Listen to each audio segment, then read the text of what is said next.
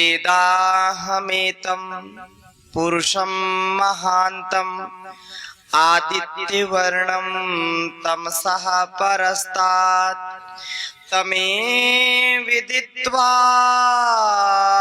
मृत्युमेति नान्या पंथा विद्यते अनाय। ओम स्वस्ति पंथामनुचरेम सूर्या चंद्रमसाविव पुनर्ददताग्नता जानता संगमे महि। ओम संगच्छध्वं संवदध्वं संभो मनांसि जानताम् देवा भागम यथा पूर्वे संजानाना उपासते। प्रेम से मिलकर चलो बोलो सभी ज्ञानी बनो पूर्वजों की भांति तुम कर्तव्य के मानी बनो। पूर्वजों की भांति तुम कर्तव्य के मानी बनो। ओम शांति शांति शांति। प्रातः स्मरणीय वंदनीय जगत वंद्य युग पुरोधा युग दृष्टा योग ऋषि परम पूज्य गुरुदेव जी महाराज तथा चरक सुश्रुत धन्वंतरी जैसे ऋषियों के ज्ञान को आयुर्वेद के ज्ञान को जन जन तक पहुंचाने वाले आयुर्वेद शिरोमणि श्रद्धेय आचार्य जी महाराज दोनों ऋषि कल्प दिव्य आत्माओं को अपने समर्थ गुरुओं को मैं प्रणाम करता हूं। और यहाँ पर इस बहुत ही सुंदर मन को हर्षित करने और प्रकृति की गोद में ये बसा जो गांधी सागर और मंदसौर जिला जहां नीमच जिले की पूरी टीम आई है और उपस्थित पूजा योग्य मात्र शक्ति हृदय की गहराइयों से मैं आप सब दिव्य आत्माओं को बहुत प्रणाम करता हूं। ये परम सौभाग्य है कि रतलाम के 3 दिवसीय कार्यक्रम में आना हुआ और आप सबके दर्शन भी आज करने का अवसर मिला। मन बहुत प्रसन्न है, हर्षित है।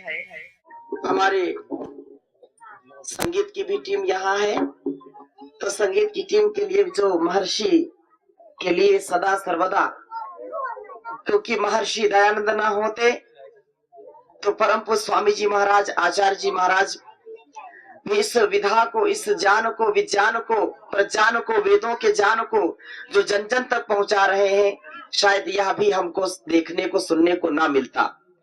और परम पूज्य गुरुदेव कहते हैं कि यदि मेरे जीवन में सबसे बड़ी क्रांति आई है तो महर्षि दयानंद सरस्वती जी के सत्यार्थ प्रकाश को पढ़ करके आई है।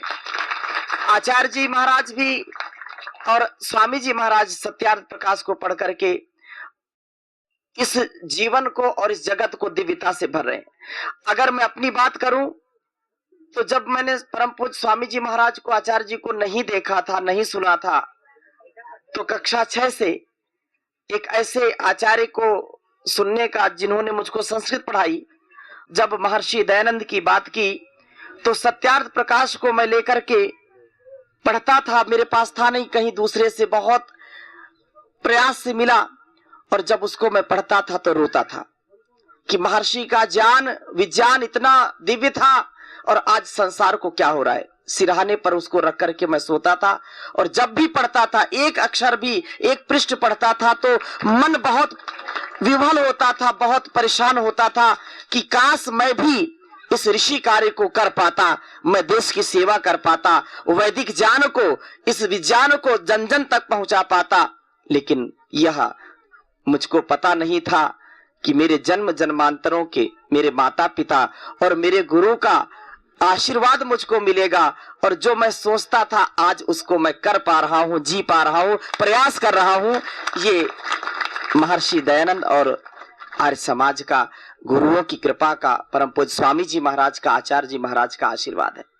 हम इस जीवन को दिव्यता से भरे, आनंद से भरे और एक एक बच्चे में वह ज्ञान विज्ञान, वह चरित्र हो जो हमारे महापुरुषों का होता था, जो मर्यादा पुरुषोत्तम श्री रामचंद्र का, भगवान योगेश्वर श्री कृष्णचंद्र का, गौतम कणाद जैमिनी पतंजलि का, दुर्गा सीता सावित्री का, झांसी की रानी लक्ष्मीबाई का, चेन्नम्मा का, दुर्गावती का, झलकारी बाई का जो जीवन था, वो मेरी माताओं का, मेरी बहनों का वो जीवन हो जाए तो देश का कल्याण हो जाए। यदि हम बात करते हैं महर्षि दयानंद, विवेकानंद, यदि हम बात करते हैं अपने वीर वीरांगनाओं की, तो ये भारतवर्ष सदा से ही ऋषियों का देश रहा है, वीर वीरांगनाओं का देश रहा है। आज भारतवर्ष जो नई जागृति की ओर, नए उत्कर्ष की ओर आगे बढ़ रहा है, परिवर्तन की ओर आगे बढ़ रहा है, और कितने हजारों हजारों बार इस भारतवर्ष का नामो निशान मिटाने के लिए दैत्य राक्षसों का और आसुरी प्रवृत्तियों से जो आपूरित जो शक्ति है उसका आक्रमण हुआ। कभी शक, कभी हूण, कभी कुषाण, कभी अंग्रेज, कभी मुगल, और आज भी वो आक्रमण नित्य प्रति हो रहे हैं। हमारे विरासत पर, हमारी संस्कृति पर, हमारे संस्कारों पर, हमारे जीवन पर, हमारे सनातन परंपरा पर रोज कुठाराघात हो रहे हैं। हमारे बच्चों को चरित्रहीन बनाने का कार्य हो रहा है। लेकिन हम जब तक वेदों के मार्ग पर चलने वाले हैं, जब तक ऋषियों के चरित्र को अपनाने वाले हैं, तब तक हमारा बाल बांका होने वाला नहीं है। कुछ तो बात है, कुछ तो बात है, मिटती नहीं हस्ती हमारी। ये भारतवर्ष ऋषियों का देश है, ये त्याग और तपस्वियों का देश है। भारतवर्ष दुनिया का सबसे युवा देश है, और आज फिर से जागने की जरूरत है। बड़े बुजुर्गों को भी और नौजवानों को भी, युवाओं को, युवतियों को, अपनी संतानों को उस त्याग तप का, उस ब्रह्मचर्य का, उस वेद के ज्ञान का, विज्ञान का, योग के द्वारा अपने जीवन और जगत के कल्याण का जो अनुष्ठान है, उसमें हमको एक साथ मिलकर के इस भारतवर्ष को विश्व गुरु बनाने का महान कार्य करना है। जो लोग कहते हैं ये ऋषियों का देश था, ये हम ना कहे, गुरुवर कहते हैं कि हमारा स्वयं का चरित्र ऐसा हो जाए, हमारा व्यक्तित्व कृतित्व ऐसा हो जाए कि एक एक बच्चे में, एक एक व्यक्ति में ऋषि का दर्शन हो। कोई बोले ऋषि कैसा हो, तो देख लो ऋषि ऐसा होता है। ऋषिका कैसी है, तो देख लो ऋषिका ऐसी होती है। ये भारतवर्ष का ज्ञान विज्ञान, ये प्रज्ञान, ये त्याग तप, ये पुरुषार्थ, ये निष्ठा, ये भक्ति, योग और यज्ञ, ये हमारी सनातन पुरातन ऋषि परंपरा है। आज जरूरत है, और स्वामी जी महाराज ने इसको जगाया है, इसको करके दिखाया है। आज हम यहाँ इतने बैठे हुए हैं इस पवित्र प्रांगण में, इस जिसको लोग कहते हैं बहुत पिछड़ा क्षेत्र है, जहां बहुत कम लोग आते हैं, लेकिन आप इस क्षेत्र के देवी और देवता हैं, आप ऋषि कल्प है। इस पवित्र प्रांगण में आप रह रहे हैं, ये सौभाग्य है, और यहाँ जो आता है उसका सौभाग्य होता है। मैं निवेदन करूंगा कि परमात्मा वो हमको ज्ञान विज्ञान दे, हमारे जीवन को धन्य बना दे, हमारा एक एक पल, एक एक क्षण राष्ट्र के लिए, मातृभूमि के लिए, धरती माता, भारत माता, जगत जननी, जगत माता, परम पिता परमेश्वर के आदेश, उपदेश, निर्देश, संदेश को हम जन जन तक पहुंचाएं और उसको मनसा वाचा कर्मणा धारण करें। मैं अक्सर एक बात कहता हूं कि ये हमारी मातृशक्ति यदि जाग जाए, और इनके ही द्वारा आज भारतवर्ष का परिवर्तन हो रहा है। हमारा व्यक्तित्व, हमारा कृतित्व, हमारा नेतृत्व जब ऋषियों जैसा होगा, वीर वीरांगनाओं जैसा होगा, तो भारतवर्ष पुनः विश्व गुरु बनेगा। आज 21 जून एक बात मिसाल है, जो योग ग्रंथों में, जो गुफाओं में किया जाता था, जो योग विद्या केवल पुस्तकों में छिपी थी, आज योग ऋषि परम पूज्य स्वामी जी महाराज ने उस विद्या को, उस तथ्य को, उस सत्य को जन जन तक पहुंचा दिया है, देश और दुनिया को जगा दिया है। इसलिए आज आवश्यकता है कि हमको एक एक व्यक्ति को परम पूज्य गुरुदेव का साथ देना है। और आपने वर्षों वर्षों वो तपस्या की है। आप में से मुझको ये जानकारी मिली है कि आप में से ऐसे अधिकांश लोग, जो 4 जून जो एक आंदोलन था, जहां पर भारत को इन जो बहुत एक ये कहें संकीर्ण विचारधारा से जकड़ने का प्रयास किया जा रहा था, जहां पर अपनी भारतीयता को दूर करने का कार्य किया जा रहा था, जहां अपनी संस्कृति को मिटाने का कार्य किया जा रहा था, उस आवाज को जो बुलंद किया स्वामी जी महाराज ने कि स्वास्थ्य हमारा जन्मसिद्ध अधिकार है, मातृभूमि का हमने ऋण चुकाना है, इस जगत जननी का, जगदम्बा का स्वरूप हमारे अंदर स्थापित हो, हम नर से नारायण बने, हम सेवा की प्रतिमूर्ति बने, हमारा भारतवर्ष पुनः सोने की चिड़िया बने। उसके लिए जो शंखनाद किया था, आप में से सैकड़ों हजारों लोगों ने उस संघर्ष को झेला है। और आज भी वर्षों वर्षों से जो योग की, अध्यात्म की जो हमको घुट्टी पिलाई गई, उसको आप रोज यहाँ पर करते और कराते हैं। और परम पूज्य गुरुदेव का जो स्वप्न था वो अब साकार हो रहा है, जो ईश्वर हमको ऐसा सामर्थ्य देता। आइए एक भजन के साथ आगे की चर्चा में आरंभ करता हूँ। आप भी मिलकर के गाइए, संध्या का समय है, आनंद के साथ और इस पवित्र प्रांगण में। हे नाथ मेरे मन की बस इतनी तमन्ना है, नाथ मेरे बस इतनी तमन्ना है,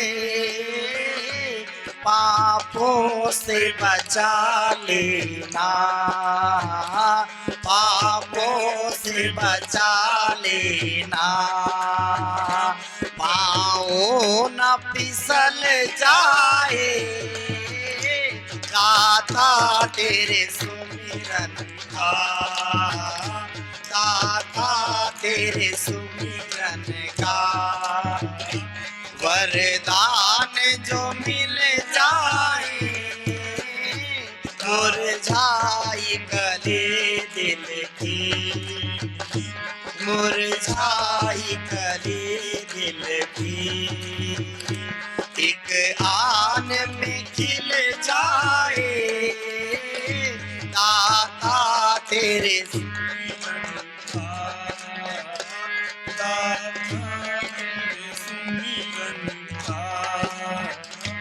दाता तेरे सुमिरन का, वरदान जो मिल जाए, दाता तेरे सुमिरन का। और संसार में आचरण की, चरित्र की सबसे बड़ी शुचिता है।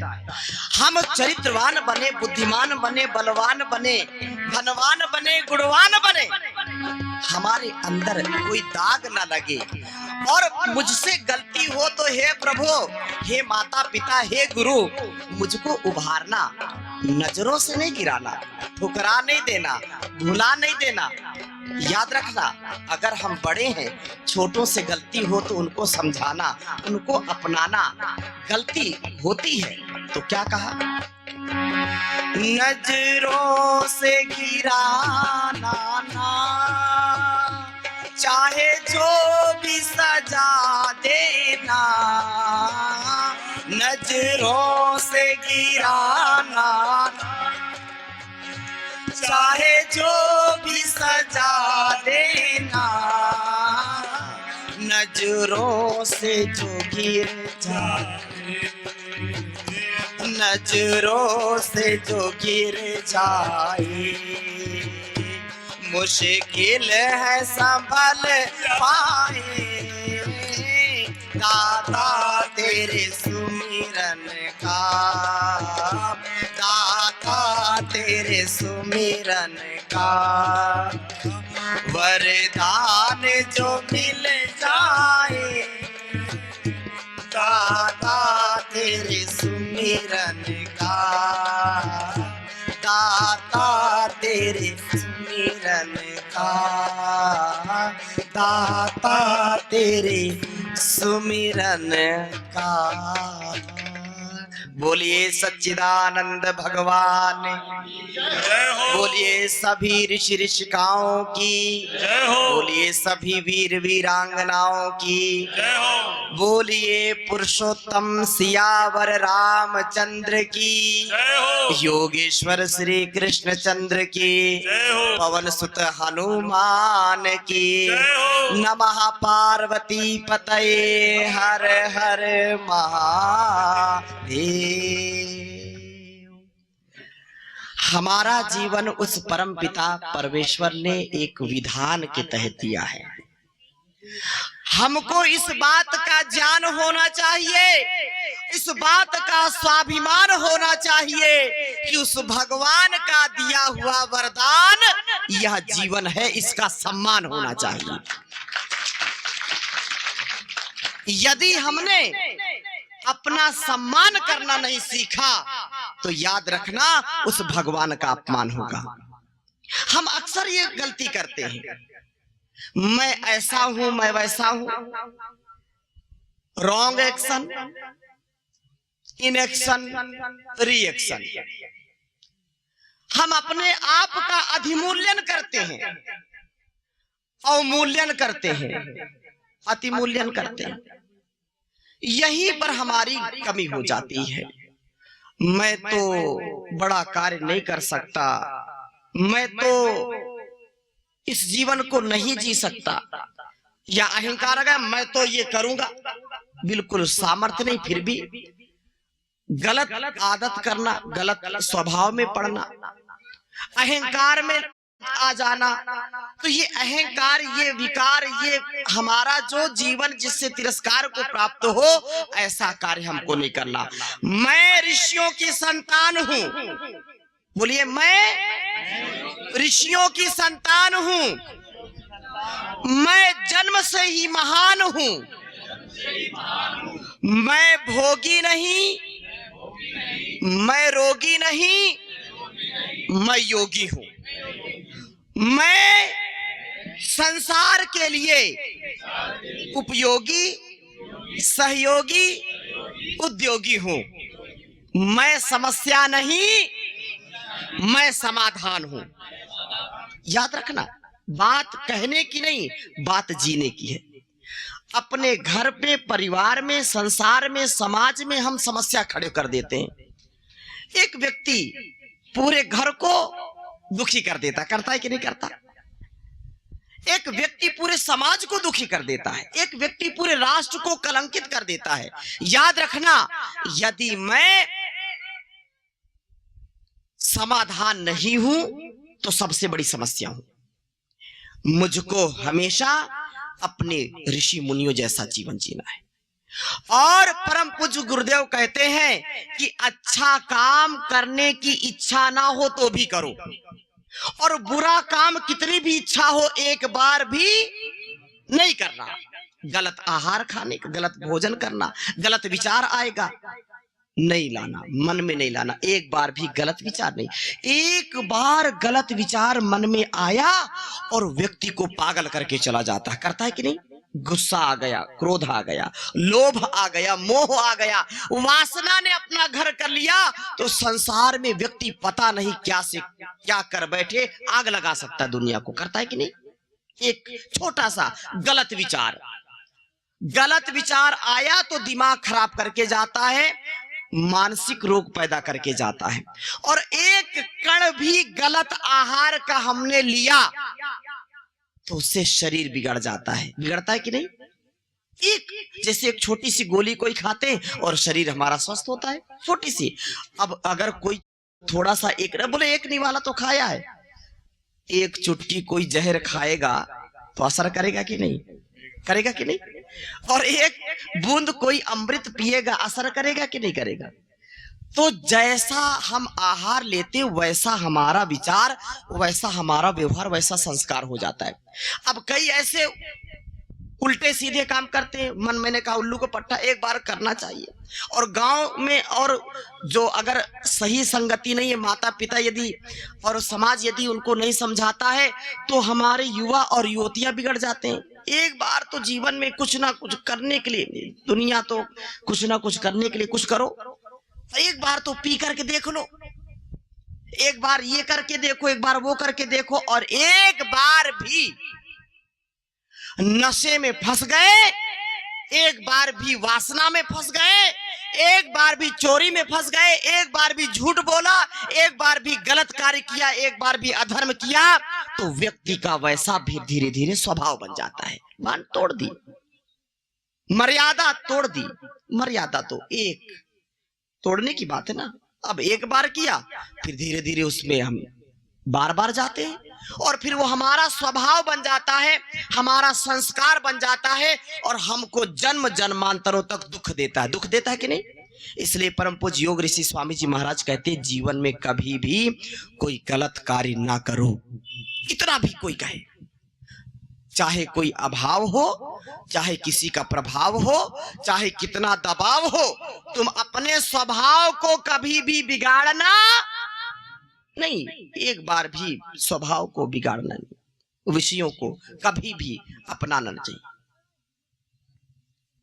ये संसार का चाणक्य कहते हैं कि जो विषय है वो विष के समान है। विषय क्या है? विष के समान है। मुक्तिम इच्छसि चेतात विषयान विषवत् त्यज। अगर तुम मुक्ति चाहते हो, मुक्ति क्या है? अन्याय से, अधर्म से, अविद्या से, अज्ञान से, अल्पज्यता से, काम, क्रोध, लोभ, मोह, ईर्ष्या, द्वेष, छल, कपट, चोरी, इनसे अपने आप को मुक्त करना ही सच्ची मुक्ति है। इसलिए हमको इन गलत कार्यों से मुक्त होना है, और उसके लिए रोज योगाभ्यास करना। रोज क्या करना? योगाभ्यास करना और कराना। ये हमारा स्वधर्म है, ये हमारा राष्ट्र धर्म है, ये हमारा विश्व धर्म है, ये हमारा सनातन धर्म है। इसलिए रोज योग 2 घंटे करना और कराना। स्वामी जी महाराज कहते हैं, जो 2 घंटे रोज योगाभ्यास करेगा, कराएगा, वो कभी भी बीमार नहीं होगा, वो संसार के लिए बोझ नहीं बनेगा। नहीं तो बोझ होते कि नहीं होते? बोझ नहीं बनना।